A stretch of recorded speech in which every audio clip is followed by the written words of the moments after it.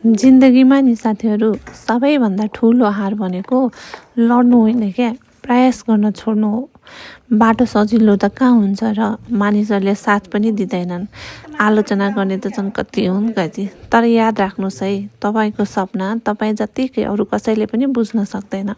त्यसैले अरूको शब्दभन्दा आफ्नो विश्वासलाई ठुलो बनाउनुहोस् कि आफ्नो सानो सानो कदमले पनि ठुलो यात्रा पुरा हुन्छ।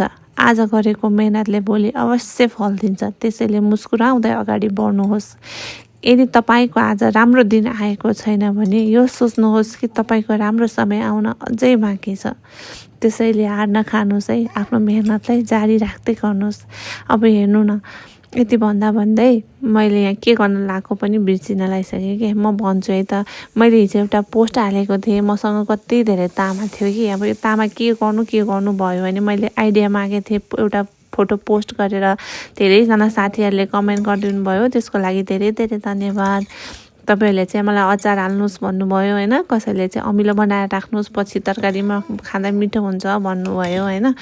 अब मैले तरकारी पकाए पनि क्या साथीहरू हिजो तरकारी पकाउँदा चाहिँ के गल्ती गरेछु भने यो अब खोइ यत्तिकै पकाउँदा त मिठो हुन्थ्यो होला, तर मैले चाहिँ जानिनँ कि किन तरकारी बनाएको चाहिँ तितो भयो कि, अनि मैले सबै फालिदिएँ होइन। हेर्दाखेरि चाहिँ मिठो होला जस्तो थियो, तर पछि थाहा भयो कि त्यसलाई तरकारी बनाउनुभन्दा अगाडि चाहिँ खरानीमा एकचोटि उमालेर पखालेर अनि बनाउँदाखेरि चाहिँ मिठो हुन्थ्यो भने त्यो आइडिया नै भएन होइन। त्यो तरकारी चाहिँ खेर गयो। अब बाँकीको चाहिँ मैले यसरी अचार हालिदिएँ होइन। यसमा चाहिँ अचार बनाउन एकदमै सिम्पल छ क्या। यसमा चाहिँ यो तोरीको छोप खुर्सानीहरू राखेर होइन, बेसार नुन त्यति नै राखेर चाहिँ बनाइदिएँ मजाले। 2 डब्बा बन्यो होइन। अब अचार पनि मिठो बन्यो क्या। अब सबैको अचार बनाउन पनि फेरि डर लाग्यो बिग्रिन्छ कि भनेर है।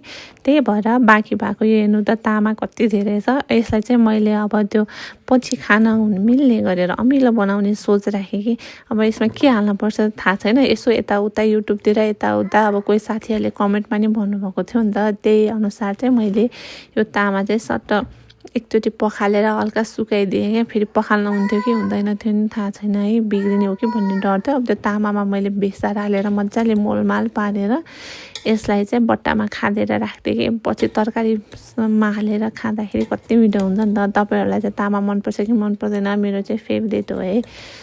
अब यस्तै भयो आजको दिन। अब यो आज मन्डे म यो भिडियो पोस्ट गर्दैछु। अब आज कतिजनाको व्रत होला है, यो भिडियो हेरेर मुख पनि रसाउला। मेरो आफ्नै पनि व्रत छ क्या। यो भोइस ओभर गर्दाखेरि पनि सोचिरहेको छु यो अचार कति मिठो होला भनेर।